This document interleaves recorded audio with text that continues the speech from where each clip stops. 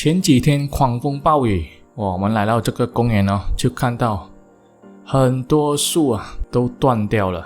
非常的惊人。你看整个公园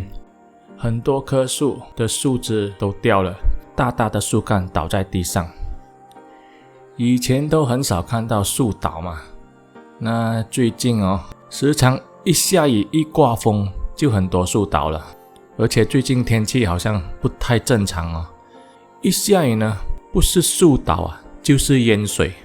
所以现在很多人一看到下雨就怕怕了，可能跟这个天气变化有关系吧。